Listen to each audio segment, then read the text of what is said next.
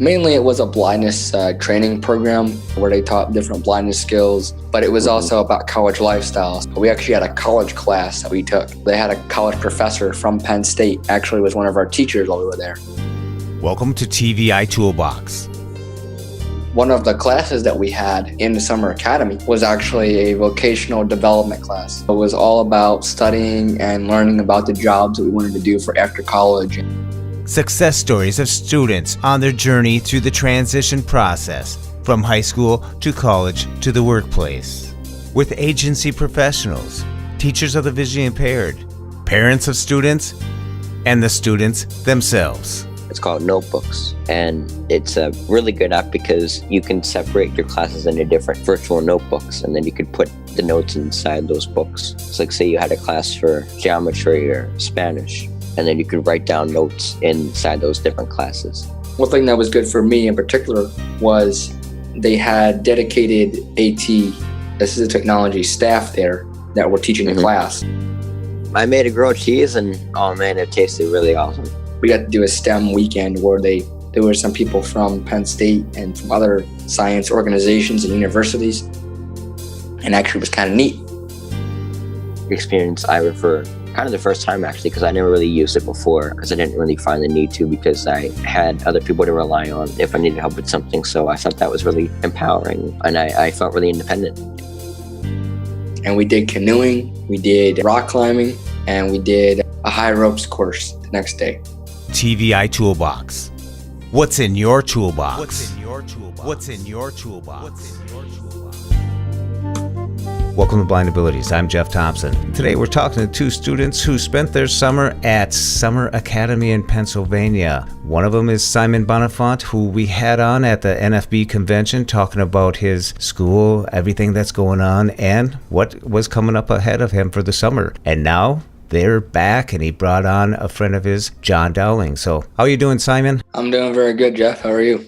I'm doing great. Thanks for taking the time to come on here and bringing on John. How are you doing, John? I'm doing good, Jeff. How about you? Great. It's just exciting to get both of you on here to talk about the experience because, you know, some people, camps are camps, right? But Summer Academy, it's like a camp. But you guys did it in a unique setting. In each situation, you did it right at Penn State campus. So how was that for you, John? It was good. I found that, getting around was pretty easy. I thought it was going to be pretty challenging, but, it was relatively easy. And the staff was really cool, too. I really enjoyed their hospitality. That was really nice. A little daunting at first, thinking how massive it is. But once after a couple of weeks, you'd probably own the place. So, Simon, how did you find Penn State and Summer Academy? Well, I thought it was good. A very good experience overall. The campus was a big campus. We got to stay in the dorm facilities and go to all the different buildings of the classes that we had. And it was a very big campus. We didn't even get to go through the whole campus, but the parts that we went to, it was pretty good. It was pretty close together, so it was easy to get around. That's probably a great experience because in a couple of years, you guys will be really locking in on which campus you want to go if you're entertaining going to college. So having that experience of overcoming the fear of, a massive campus like that and what the dorms would be like, it's something you can put in your back pocket now. Yeah, that's right. The program was centered around college life and college experiences as well. Mainly it was a blindness training program where they taught different blindness skills, mobility, cooking, technology. They had a very big emphasis on technology, but it was also about college lifestyle. So they had different classes on managing money, and we actually had a college class that we took. So they had a college professor from Penn State, actually was one of our teachers while we were there. And that teacher had us reading a book called College Bound, and it was written for blind high school students to prepare for college or blind college students to read it. And it was all about being blind and going into college in the college setting. We learned that with the professor, and the professor had us do weekly quizzes and weekly discussions about it. So it was really like a college simulation about time management and planning. And it was sort of trying to model college life. So that was very good to prepare.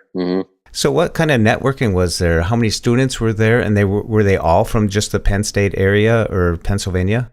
So let's see, there was supposed to be about 30 students there, but in the end we only had about 28 or 27. We originally had 29. One person went home because they were homesick, and then one person went home because of a family complication. And they were all from the Pennsylvania area. Yeah, so it was all different people from all over the state of Pennsylvania that came. Oh, that's really neat. You probably met some people and start networking. Someone you probably run into later on in college. Yeah, that'll be cool. I think things that, like what you did was kind of an immersion right into a college setting and stuff, is the networks that you build from there really extend out, especially if you have common interests. So what kind of interests in college, career, or goals do you have? John, we'll start with you. Well, my goal after high school, at least with college, is to possibly get into music more, because I have a large passion for music. I've been into music ever since I was about 5 years old. I started learning piano at 5, and my passion for music just continued to grow until about 4 years ago when I got my first Mac in 2014. And then I started using GarageBand a little bit, and then after GarageBand, I upgraded to Logic Pro, and I'm using Logic Pro now to do a lot of my musical stuff. And I play keyboard. I play a little bit of drums, and I'm starting guitar, a little bit of guitar too, and I'm starting to learn the mandolin. And I hope to either become a music teacher maybe, or to just hopefully get a deal with a record label and start producing music. There you go. Well, one-man band with all those instruments. And Simon, before we started this podcast, I was talking to John. You did a little music at the academy yourself. Yeah, I did some of that. What I would like to study in college is technology. And then for a career is going to teaching people how to use technology. And actually, it kind of brings me to the next point about this is one of the classes that we had in the summer academy was actually a vocational development class. So it was all about studying and learning about the jobs that we wanted to do for after college and the career paths we wanted to do. We picked a career path, and for me, it was technology, and John did music for his. And for me, I researched all the things about my job, like where would I go to school, how much money I'd be getting paid for the job, and location of the job, all the kind of things like that. I researched that. And then at the end of the program, everyone did a presentation on their jobs and what they researched, what they found out.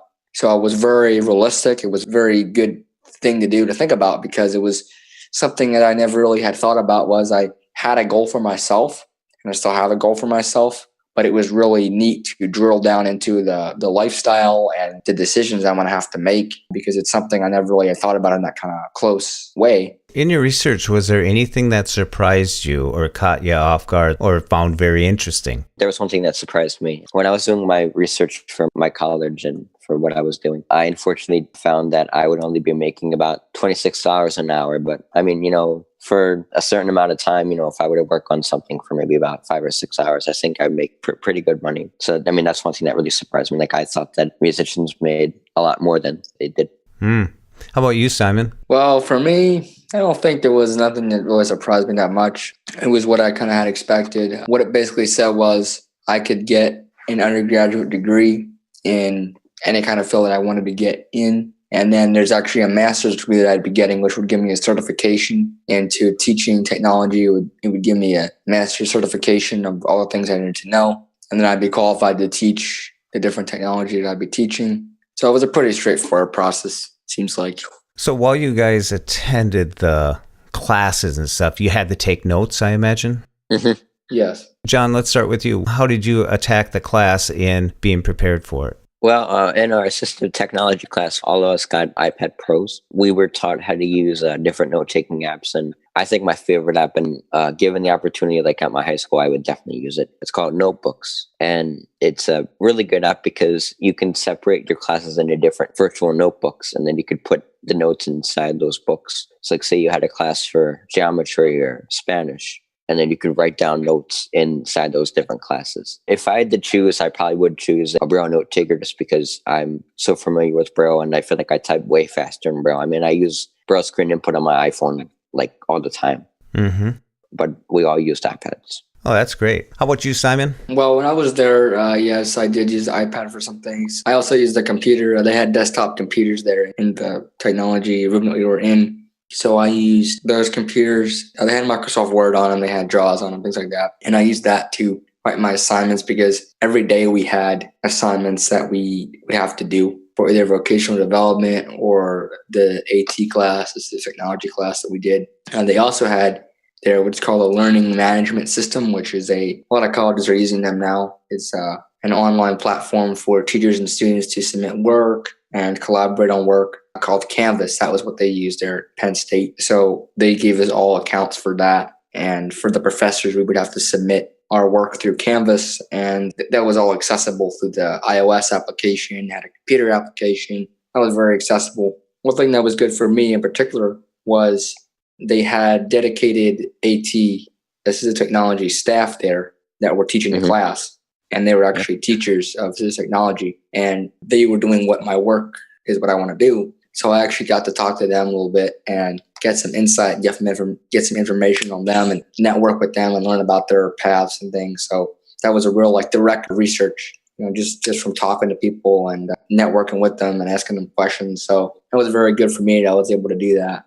Well, it seems like this program really thought it through. I mean, it seems like you were actually attending college and going through everything from sun up to sundown. I don't know what went on totally after classes, but it just sounds like a real live situation, as you guys mentioned. So good for Pennsylvania for putting that together. And that's done through your state agency in coordination with Penn State? Yes, it's done through the Blind and Visual Services. That's the state agency that we are a part of. And you mentioned about the college. It actually was like college, and we actually got college credits too. Yep, we got three credits. 3 credits to participate in Penn State or any other college want to attend for the program. So that was already good because I could transfer those credits over to, if I go to Penn State, they're already there, or I could transfer them over to another school, whatever me and John attend, whenever we attend. So it was very good in that way. John, what is your biggest takeaway from attending Summer Academy in Pennsylvania? That's a hard one. I can't decide on either the AT classes or...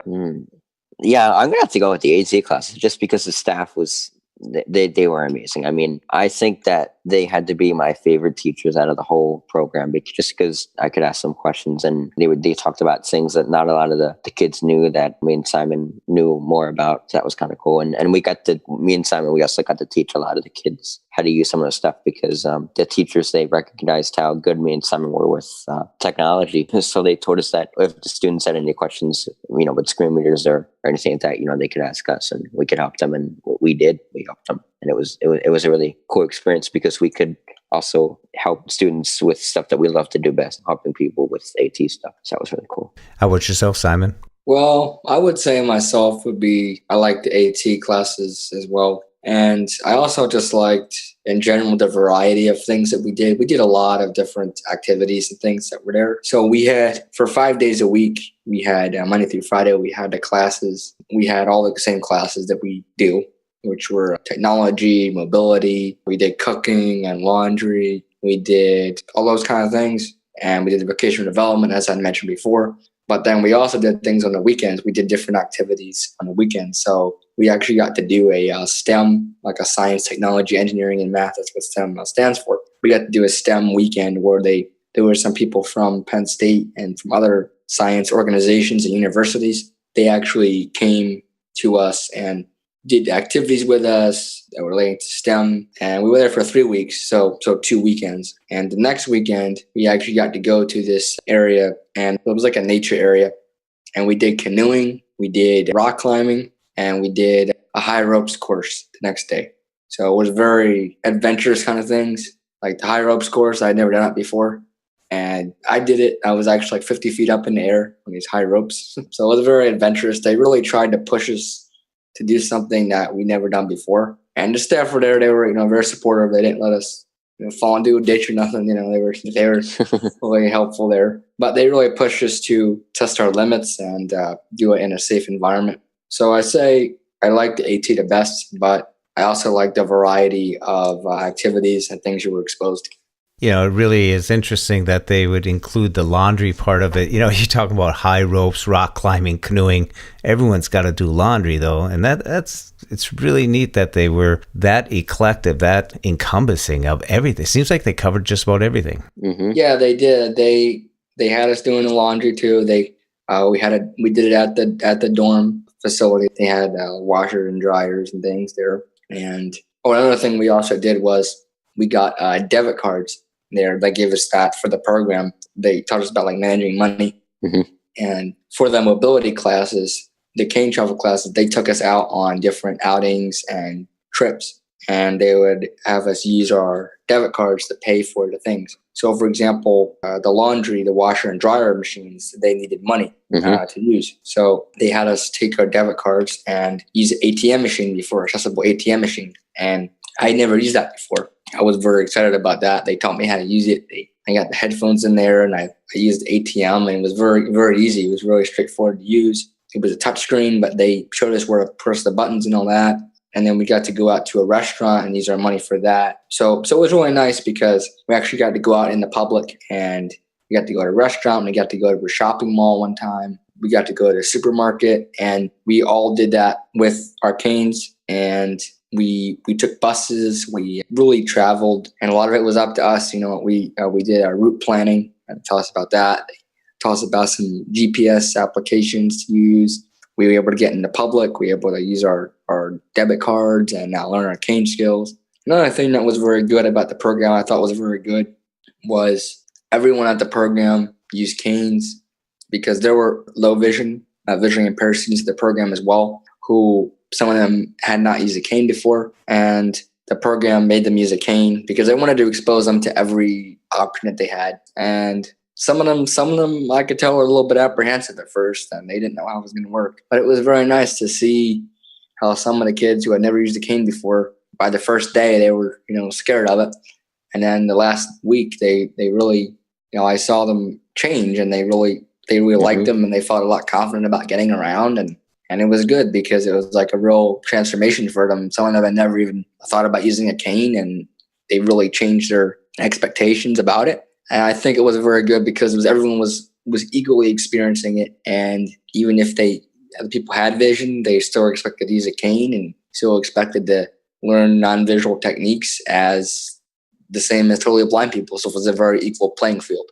John, yeah, did you do any cooking? Yeah, I did. I made a grilled cheese, and oh man, it tasted really awesome. So basically, the college is teaching you life skills, cooking skills, so you can be self-sufficient while you break away from home and attend a college. Yeah, and one other thing that I just want to point out about Summer Academy, kind of speaking on behalf of the money and the debit cards. I brought my Ira glasses there because I thought that I might be able to use them. And I was actually able to do a demonstration in front of my peers about Ira and how it works. And so I went to a vending machine and I asked the agent. I talked to a nice man. He was an agent. And I asked him where the drink button was because I wanted to get some apple juice. So I asked him, hey, can you help me find the apple juice button? And he said, sure. So then he even directed me like where the slot was for my card. And he told me, oh, your card's facing the wrong way, turn it around. And then I was able to put the card in, swipe it, and then push the apple juice button, got my drink. Then I thanked them, and then I ended the app, and I gave them a good rating. And, I thought that was really cool because I was able to experience Ira for kind of the first time, actually, because I never really used it before because I didn't really find the need to because I had other people to rely on if I needed help with something. So I thought that was really empowering, and I felt really independent. Yep, my Penn State is actually a free access point of Ira. Mm-hmm. So I was able to use that. Ira is a very good system, very good there. So when you were using that, you would, since it's a free point, you could use your phone's camera and just download the app, and there you were. Yep, yeah. They got the back to school program for when you're first attending college. You can sign up for that, and I think they're doing nearly 400, 500 students this year. Wow. It's a good program. What advice would you guys give for people who are approaching next summer when they want to do summer camps or academy? What advice would you give them? I would say if you were approached by your state agency or your state counselor and you were given the opportunity to join a camp, sort of like this camp that we were talking about, I would say 100% definitely go for it, because if you don't know much about cooking or doing the laundry, like, I don't know much about cooking or doing the laundry. Well, I didn't know before I did the summer academy, but I definitely say definitely go for it because you will be learning a lot and it'll be really good for the future because then you'll know how to approach college life when you go to attend college. How about you, Simon?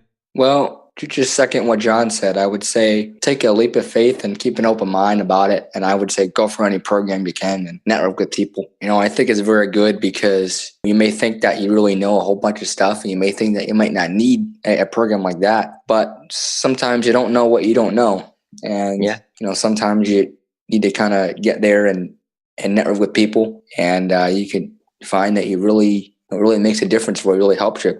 And I would just recommend that people go to their agencies or the summer academy or whatever, they would do that. And the summer academy is actually only a one-time thing. So people can only go one time there because they need to have other people, get a chance to go. There is a organization that me and John are both a part of there that is involved with the summer academy. It's called SASA. Yeah, it's called SASA. And I think it's an acronym for something. I believe it's Summer Academy Seniors. I don't know. Yeah, I'm not exactly sure what the acronym is, but it's actually a program for after the summer academy. They do fundraising for the program. They work on different projects to keep the program going.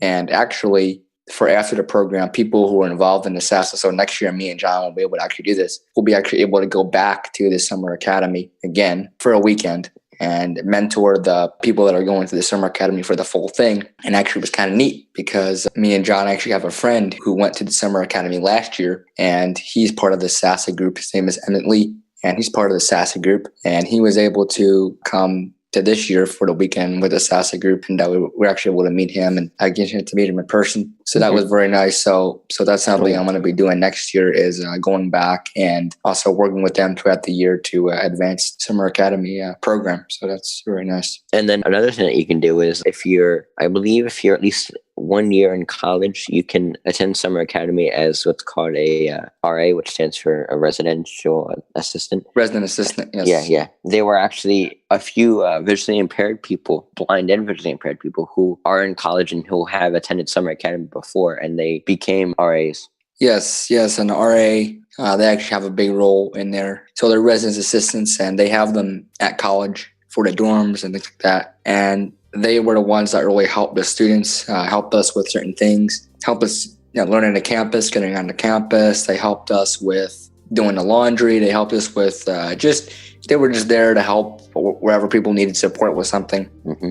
And actually, me and John have a friend who is an RA there who actually went to the same school that we did for grade school. She actually went to my same high school that I'm going to now. So that's something that me and John might do is after our first year of college, go and give back. That's one thing I like doing is giving back to the community, giving back to blind people that are before me and helping and showing what I learned. You become role models. Mm-hmm. Yes. Yeah, that seems like what both of you like to do. I could hear your passion when you were given the opportunity by the instructors there in the AT class to help teach others, and you kind of thrive in it that way. Oh, yeah. Definitely. Well, John, Simon, I really want to thank you for taking the time out of your summer, what you got left of it before you go back to high school. Mm-hmm. And come on to Blind Abilities, and we'll have to get back together with you, make this routine, getting back together, checking out where you guys are with your technology. Oh, that would be amazing. All right. Oh, yeah, definitely. Yep. Well, thank you, Jeff. You bet. And yes, they will be back.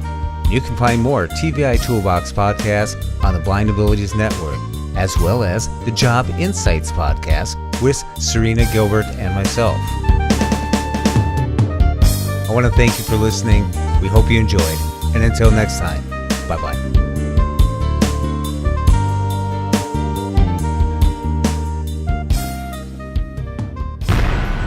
When we share what we see through each other's eyes, we can then begin to bridge the gap between the limited expectations and the realities of blind abilities. The realities of blind abilities.